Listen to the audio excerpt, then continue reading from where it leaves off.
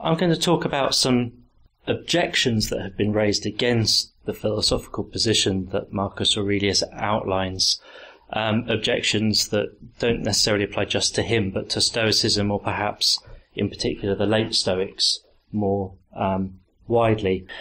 As we all know, the Meditations of Marcus Aurelius are a somewhat unusual text and certainly not a typical work of philosophy. In a review of a recent biography of Marcus Aurelius, Mary Beard wrote, "No one except an academic philosopher could possibly read the Meditations from start to finish.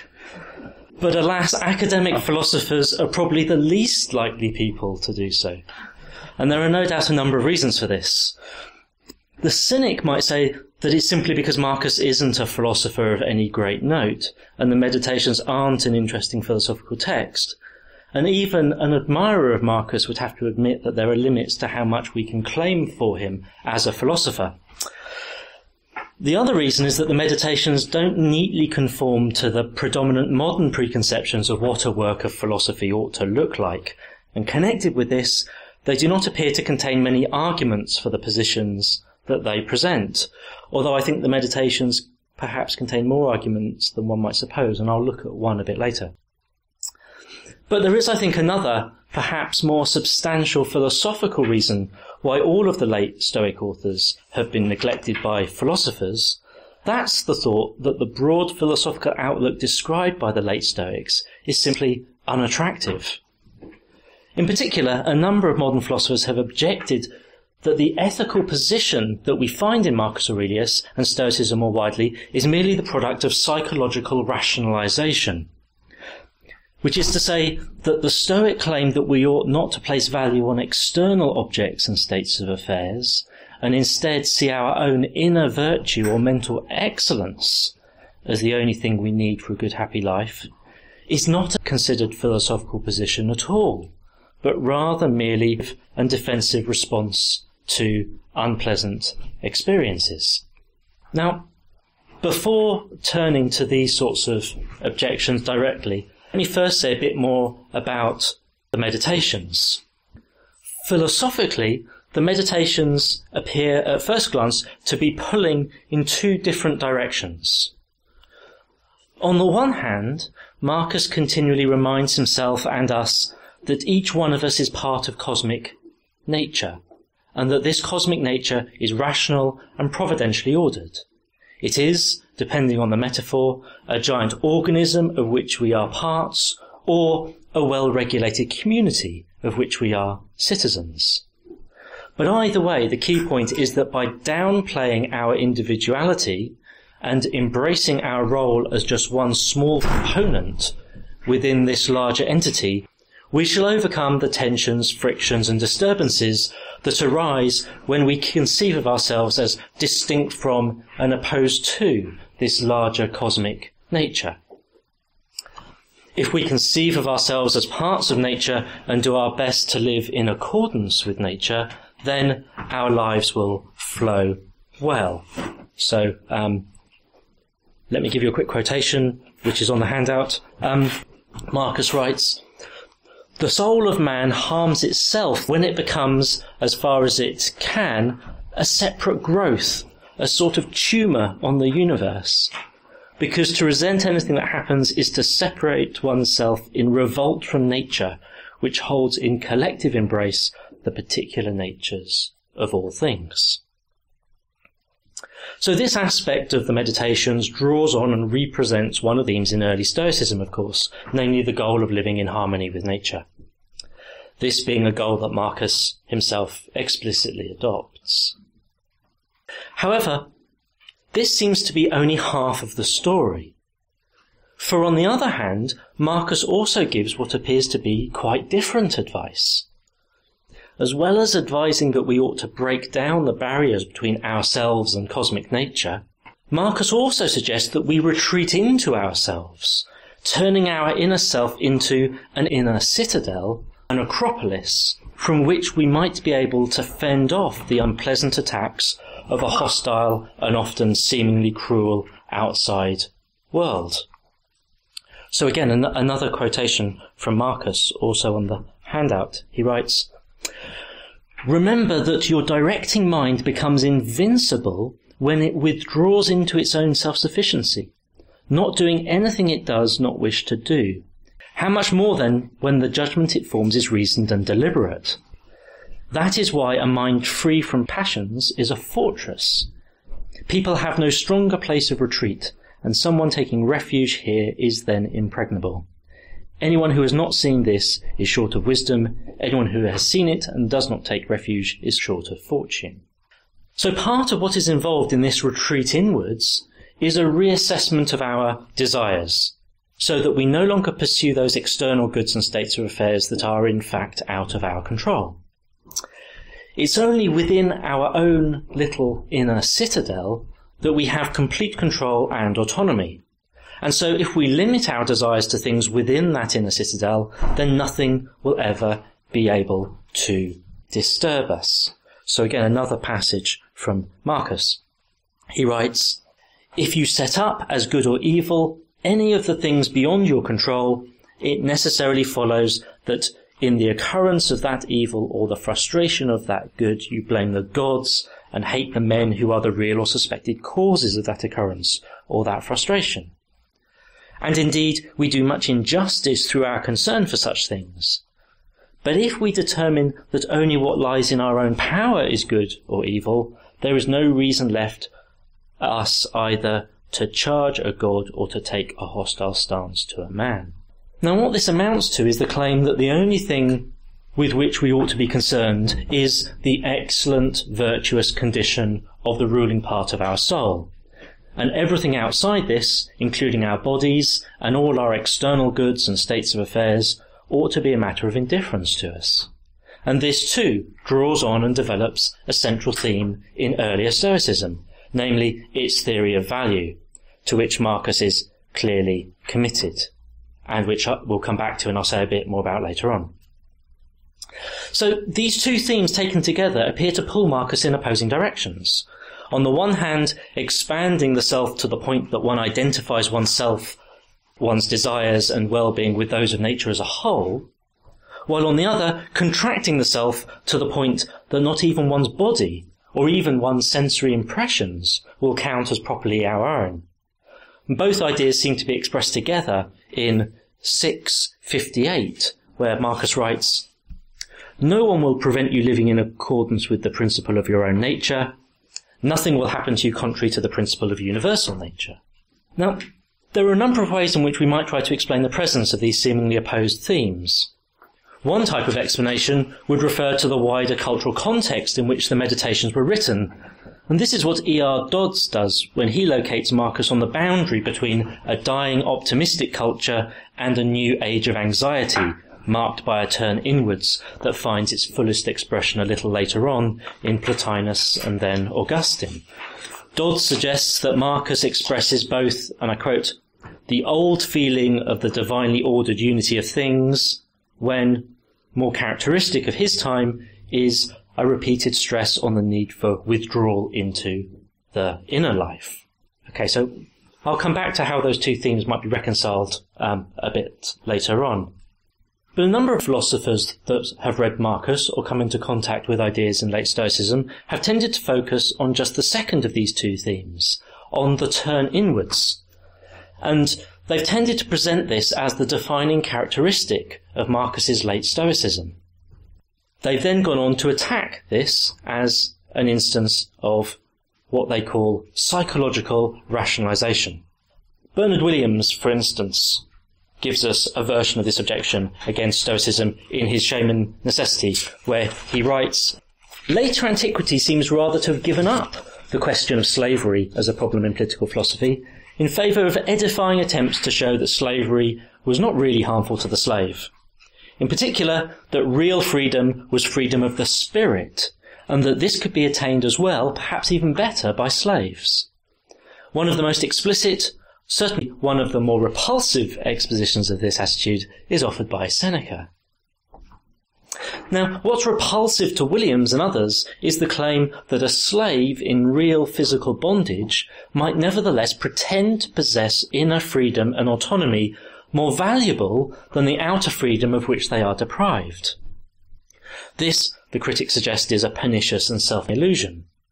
What the slave needs is not some inner sense of autonomy, but rather liberation from his external bondage. Now, Williams was a great admirer of Isaiah Berlin, and it's in the work of Berlin that we find one of the clearest expressions of this concern with what we might call the late Stoic project of turning oneself into an inner citadel. There are scattered remarks about the Stoics throughout Berlin's many works, but the most significant discussion can be found in what is probably his most famous essay, Two Concepts of Liberty. The essay, as the title suggests, outlines two different conceptions of liberty or freedom, and Berlin uses these words interchangeably. In particular, it outlines the concepts of negative freedom and positive freedom, and these form the backdrop to his comments about Stoicism and Marcus Aurelius. Now, negative freedom for Berlin is simply freedom from interference by others. So, to the extent that external entities, including other agents, limit my ability to do as I choose, I am unfree. Berlin has no problem with this conception of freedom, but like others before him, he acknowledges that there must be some limits to this sort of freedom for the sake of preserving the freedom of others and for the smooth running of civil society. Berlin contrasts this negative conception of freedom with what he calls positive freedom. So if negative freedom is freedom from interference, then positive freedom is the freedom to attain certain ends that are deemed valuable, such as happiness or autonomy. Thus, one might want to be free to live a happy life, to be rational, to be autonomous, and if one fails to reach these ends, then presumably one is not free enough in this positive sense, even though one might be completely free from interference by others. Now, what Berlin is most concerned about with this positive conception of freedom is that sometimes others might try to set the ends of positive freedom and then forcibly interfere in the lives of people in order to empower them to achieve those ends, and if this is done with the best of intentions. Freedom on this account is not freedom from interference, but rather the realization of an ideal condition, often embodying some form of rationality or actualization of a potential. It often involves distinguishing this ideal self from our everyday self. Our best interests serve our higher essential self, but our lower everyday self may not be aware of these best interests. Now, Berlin's main target in all of this was, of course, Soviet communism, which in his view sacrificed people's negative freedom from interference in the name of positive freedom. However, in his search for the origins of this positive notion of freedom, Berlin turns to the Stoics. For the Stoics, he suggests, were among the first to make a distinction between a higher essential self and a lower everyday self. The Stoics do so in the name of freedom or autonomy, Berlin suggests, but what they end up with is an empty and unattractive version of positive freedom that fails to acknowledge the sorts of limitations on our ability to act that are addressed by negative conceptions of freedom. So the Stoics then sell us a false form of freedom that also, albeit inadvertently, lays the foundations for later positive conceptions of freedom that, according to Berlin, are genuinely dangerous. So on Berlin's account, the Stoic, like everyone else, encounters various obstacles in life that limit his freedom. But rather than either accepting these limits for the real limits they are, or trying to overcome them directly, the Stoic decides to redefine his sense of self by rejecting desires that cannot be fulfilled and disavowing external objects that he cannot fully control. Thus, the Stoic slave, rather than acknowledging his state of bondage in which he is in, instead denies that his enslaved body is really part of his essential self at all. Only his mind or his will, his proairesis, that over which no one can gain control, is his true essential self. And by restricting his notion of self in this way, the Stoic slave can now claim to be completely free, even while very much still in chains. And this is what Berlin calls, and I quote, a strategic retreat into an inner citadel. A famous example of this sort of retreat in action is recorded by Origen. Before Epictetus achieved his freedom, his master was one day twisting his leg. Epictetus is said to have responded gently and calmly, "You're breaking it," and when his master had broken it, added equally calmly, "Didn't I tell you that you were breaking it?" And as Berlin puts it, perhaps with this anecdote in mind, so this is a quote from Berlin, "If I train myself to want nothing to which the possession of my leg is indispensable, I shall not feel the lack of it." Now for Berlin, this sort of strategic retreat is a false form of freedom, ignoring the reality of the situation, prioritizing a fictional notion of a disembodied essential self over one's tangible physical self, and rewriting one's ambitions and desires to make them conform to whatever circumstances one might happen to find oneself in. And this sort of response to unpleasant events is sometimes labelled rationalization. So in order to survive an intolerable situation, the Stoic rationalizes his way out of it by redescribing both the situation and himself. Now this may well be a prudent psychological survival tactic, but, so the criticism goes, it's not much else. Once the Stoic slave has been freed, what he ought to do is to be genuinely thankful and admit to the awfulness of his previous situation while he basks in his newfound negative freedom. But instead, what he does is maintain the rationalization even when he is now free. Now the same sort of objection has been raised against the Stoics more recently by David Zimmerman in a discussion of Harry Frankfurt's theory of free will. Zimmerman thinks he can detect worrying Stoic tendencies in Frankfurt's theory, and he thinks that these tendencies are enough to discredit Frankfurt's position altogether. What Zimmerman wants to avoid is a conception of autonomy that can be achieved by resigning and adapting oneself to necessity. And he explores this by considering a number of hypothetical examples, of which I shall briefly discuss just one. So here's a quick thought experiment from Zimmerman, and then we'll get on to Marcus proper. So imagine making a fortune from a variety of corrupt enterprises, helped by contacts from people close to the Kremlin. Zimmerman calls him Epictetov. Epictetov is disgustingly rich and enjoys spending his money in vulgar and self-indulgent ways. It's the life he always dreamed of as a small boy, and he absolutely loves it.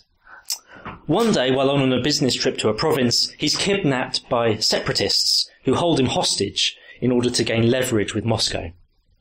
Epictetov is put in a small cell on his own, and although relieved to be alive, he begins to despair at his plight, all too conscious that he might never see his fancy house, his favourite sports car, or his trophy wife ever again. After a while, Epictetov sees that spiralling further into despair is not going to help him get through this ordeal.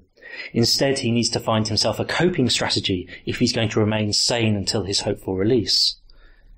He realises that he needs to find ways not to mind so much his current situation.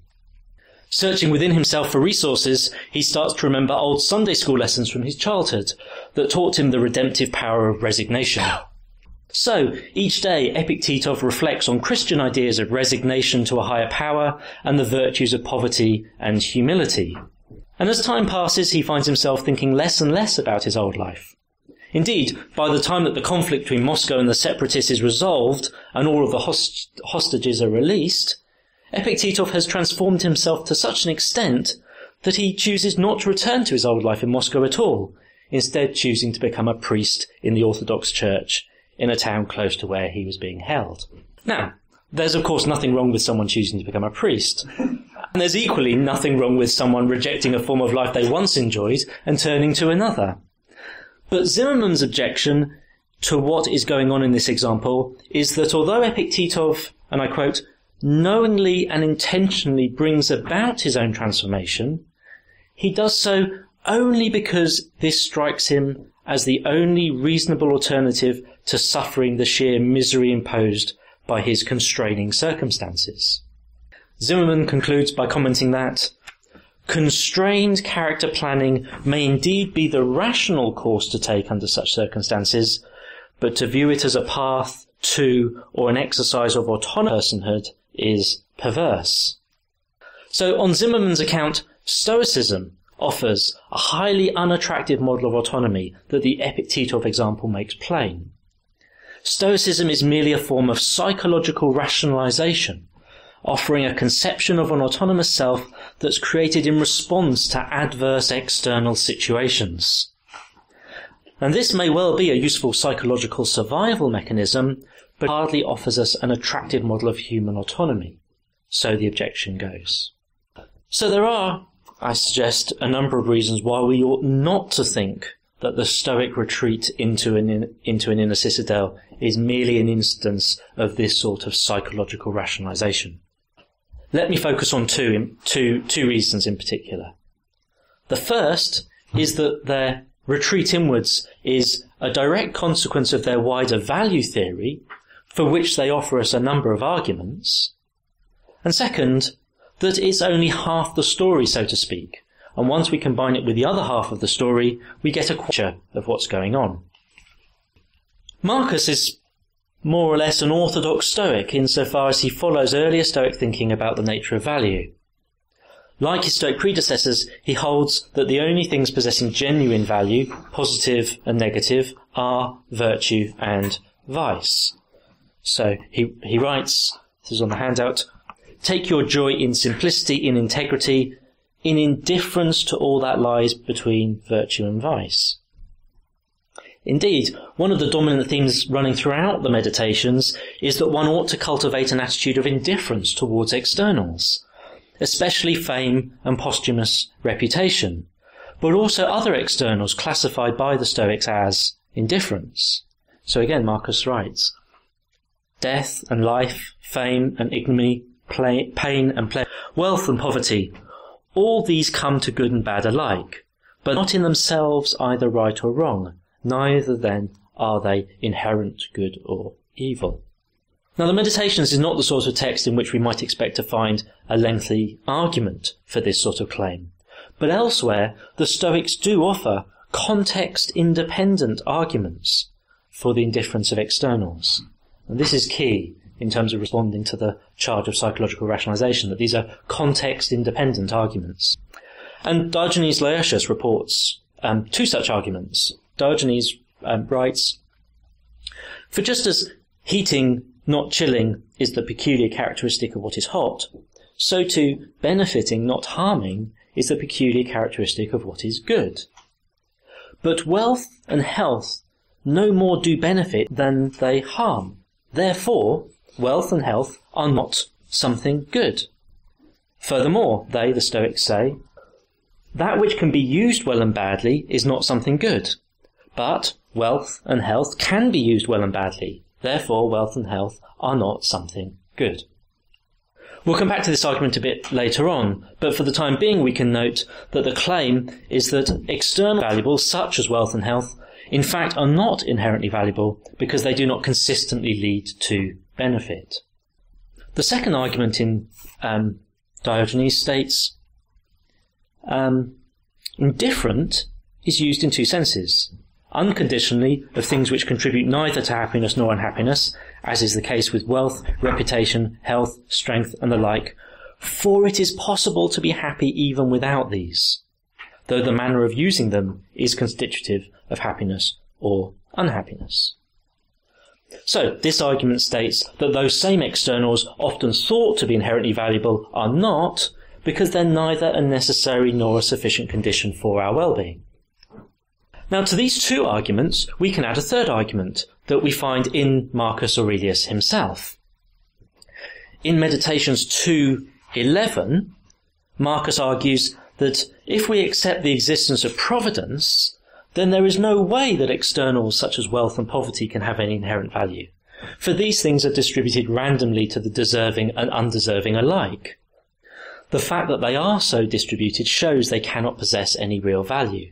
So again, let me quickly read the passage from Marcus. "The nature of the whole would not have been blind to this, either through ignorance or with knowledge unaccompanied by the power to prevent and put right. Nor would it have made so great an error through lack of power or skill as to have good and bad falling indiscriminately on good and bad people alike. Yes, death and life, fame and ignominy, pain and pleasure, wealth and poverty, all these come to good and bad alike, but they are not in themselves either right or wrong, neither then are they inherent good or evil. So that last bit, the end of a passage we looked at earlier. So here Marcus gives us an additional argument for the indifference of externals, an argument from providence, we might call it. So we've now got a total of 3 distinct, context-independent arguments for the claim that externals ought to be a matter of indifference to us. First, they can be used as much for bad ends as they can for good ends. Second, that they're not sufficient or even necessary conditions for happiness. And third, if one holds that the cosmos is providentially ordered, then the way in which they're distributed suggests they cannot possess any inherent value. The important point for present purposes is that these are all context-dependent arguments for the claim we ought not to attribute value to external objects and states of affairs. Now, recent scholarship on Stoic ethics has highlighted the fact that the first of these 3 arguments is preempted by a discussion that Socrates has in Plato's Euthydemus. And it's well known that the Stoics admired the historical Socrates and indeed wanted to be thought of as Socratics. And the historical Socrates is an interesting figure to think about within the context of the rationalization debate, for his refusal to avoid the hemlock suggests he was not by nature inclined to amend his beliefs in the face of unpleasant circumstances. So what does Socrates have to say on this topic? Well, in the Euthydemus, in a discussion trying to determine what one needs if one is to do well in life, Socrates lists a series of candidate goods, including wealth, health, reputation, the traditional virtues such as courage and temperance, as well as wisdom. And he goes on to suggest that these goods will only contribute to a happy life if they benefit us in some way. And the only way they benefit us is if we make use of them. And here Socrates is principally concerned with external goods, such as wealth and health. And he asks his interlocutor, suppose a man had got wealth and all the goods that we mentioned just now, but made no use of them. Would he be happy because of possessing these goods? And the answer that comes back is, of course, no.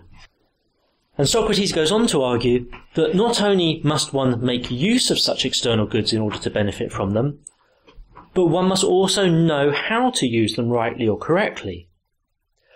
While using them correctly will bring benefit, using them incorrectly may well bring harm. So what we need, of course, is knowledge of how to use such goods rightly. For if we don't have the knowledge, we may well inadvertently use them incorrectly and end up making things worse for ourselves. So Socrates concludes that the initial claim that external things such as wealth and health ought to be classified among the goods was mistaken, for such things will generate harm if they're not guided by knowledge, which Socrates characteristically identifies with wisdom. And thus he says, of all other things, not one is either good or bad, but of these 2, wisdom is good and ignorance bad. So this discussion in the Euthydemus is where Socrates, or Plato-Socrates, lays the foundations for the Stoic theory of indifference, built upon by Zeno and his successors. The opening Stoic position seems to have been that only virtue or wisdom is good and their opposites bad, with everything else falling into the category of indifference following Socrates. But in time, Zeno modifies the position to distinguish between indifference, some of which might be preferred and others non-preferred, with others genuinely indifferent, all depending on the extent to which they accord with nature. Thus, all things being equal, one will prefer health over sickness, although one is likely to remain genuinely indifferent about whether the number of hairs on one's head is odd or even. The introduction of these subcategories within indifference led to internal school debate, with other Stoics such as Aristotle rejecting the innovation, but all Stoics reject the claim that externals have any inherent value. Now, the positive counterpart to this is the claim that virtue or wisdom, understood as an excellent rational mental state, is the only thing with any inherent positive value. And here again, the Stoics are simply following Socrates. As we've seen Socrates argue already, wisdom is the only thing that's genuinely good, and all other apparent goods are only so to the extent that they are guided by wisdom. Wisdom or virtue is the only thing possessing any inherent positive value because it's the only necessary and sufficient condition for a good life. It is perfectly possible to be rich and thoroughly miserable, just as it is possible to be broke and quite content. So it seems clear then that a Stoic like Marcus doesn't turn his back on externals simply as an act of psychological rationalization in the face of unpleasant circumstances. Instead, he has a series of independent philosophical arguments that lead him to do so. Arguments built upon an analysis of the necessary and sufficient conditions for happiness, and also upon a commitment to a belief in the divine and rational ordering of the cosmos. Okay, so that's kind of one response to the psychological rationalization charge. The second response to that charge would be to place Marcus's image of an inner citadel within the wider context of he. And so earlier on, I suggested that in the Meditations we see two recurrent themes. We see, on the one hand, the isolation of the self into its citadel, and on the other, the identification of the self with cosmic nature. And I suggested that these two themes appear to pull Marcus in opposing directions. So, while at the same time telling us that all that lies outside my own mind is nothing to it, and withdraw into yourself, Marcus also tells us, these are all on the handout, page 3, he also tells us, all things are meshed together, and a sacred bond unites them. Hardly a single thing is alien to the rest. Ordered together in their places, they together make up the one order of the universe. There is one universe out of all things, one God pervading all things, one substance, one law, one common reason in all intelligent beings, and one truth, if indeed there is also one perfection of all cognate beings sharing in the same reason. Now, as we've already seen, Marcus's turn inwards cannot be an act of rationalization, hiding away from a cruel and unwelcoming world, for he holds that the cosmos is providentially ordered and ruled by reason.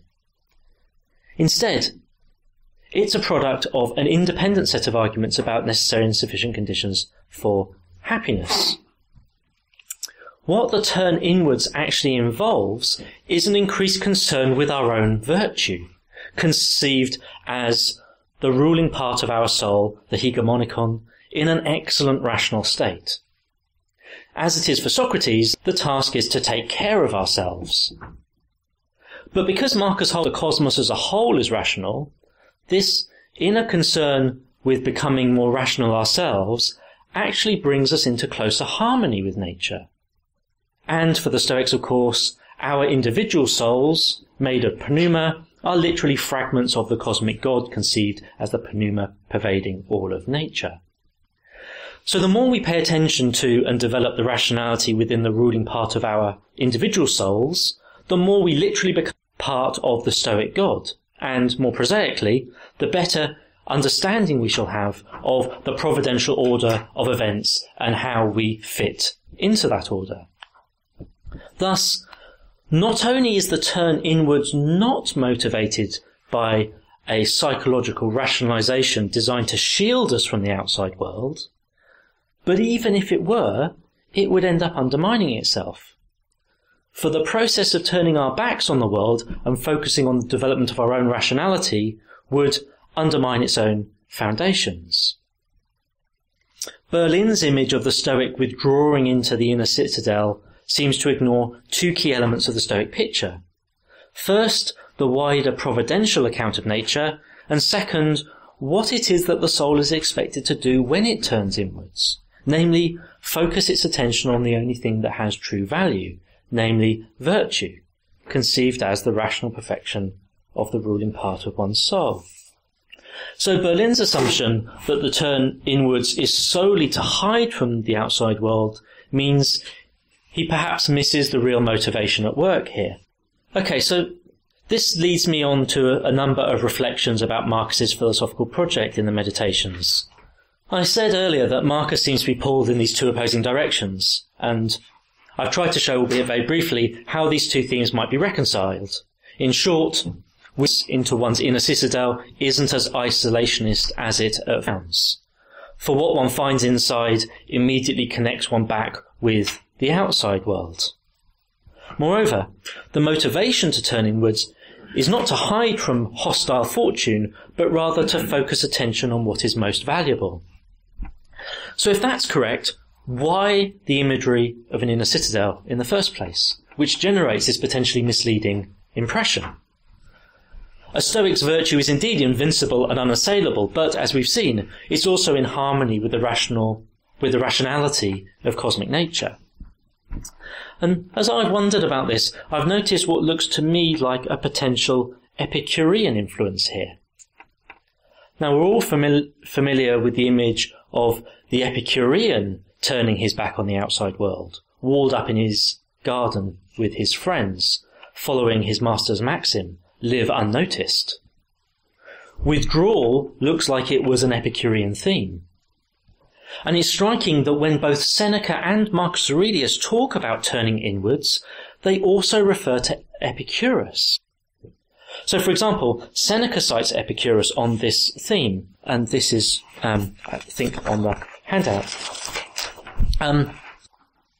I shall gradually allow you to do what Epicurus in another passage suggests.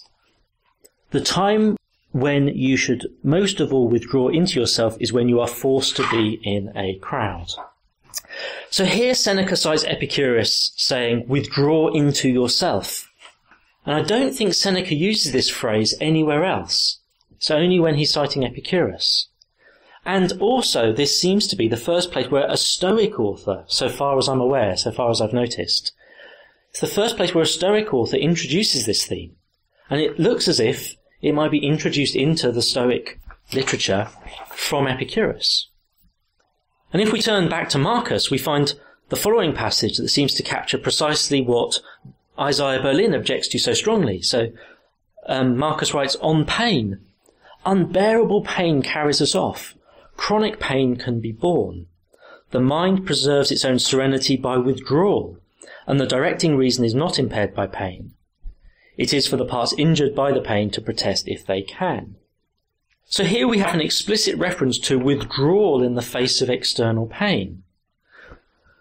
But the first part of this passage gestures towards the Epicurean attitude towards physical pain, a gesture towards Epicurus' key doctrine 4, that we needn't worry about extreme pain because it'll probably kill us, and mild pain we'll be able to cope with.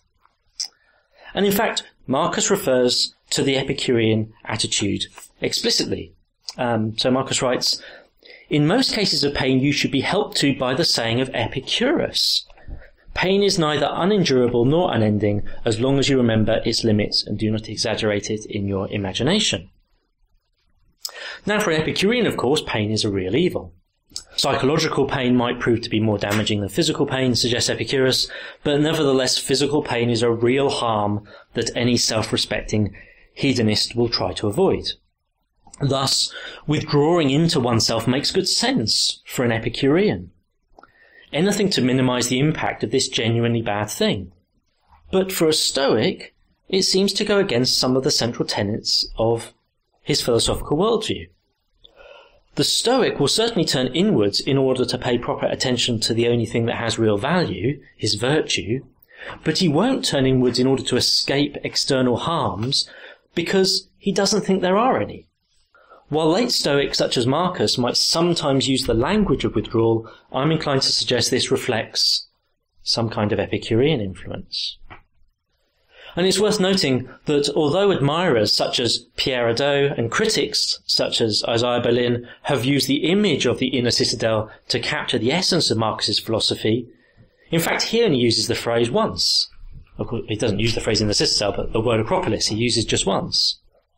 And it's also striking that one of the few examples that I know of this kind of imagery elsewhere comes from an Epicurean text, namely the opening lines of Book 2 of Lucretius, De Rerum Natura, where he refers to occupying a calm, well-fortified position from which to observe the lives of others.